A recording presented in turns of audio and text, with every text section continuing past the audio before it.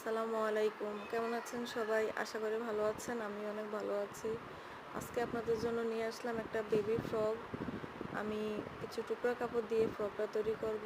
আমি প্রথমে নিচের পাটটা কেটে নিলাম। এটা 0 থেকে 5 মাস বয়সের বাচ্চার জন্য জামাটা।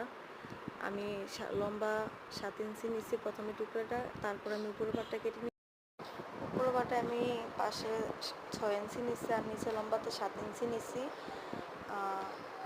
উপরের পাট গলা চড়া নিব 1.5 ইঞ্চি আর লম্বা, পিছনের গলা দিব 2 ইঞ্চি আর সামনের গলা নিব 3 ইঞ্চি।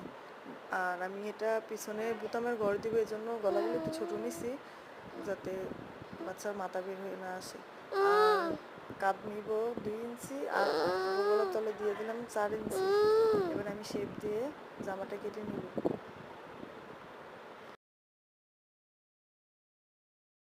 আমি জামার ডিজাইনটা ভিডিও প্রথমেই দেখিয়ে দিছি। এরকম সুন্দর সুন্দর জামার ভিডিও দেখতে আমার চ্যানেলটি সাবস্ক্রাইব করে রাখবেন।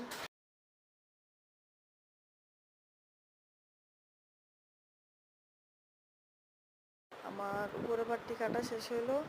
এবার আমি নিচে কুচি দেওয়ার জন্য কিছু কাপড় কেটে নিব।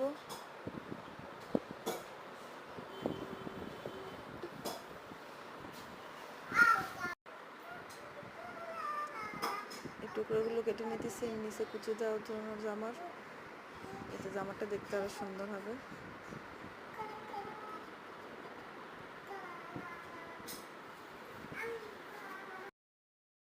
এরকম ভিডিও পেতে আমার চ্যানেলে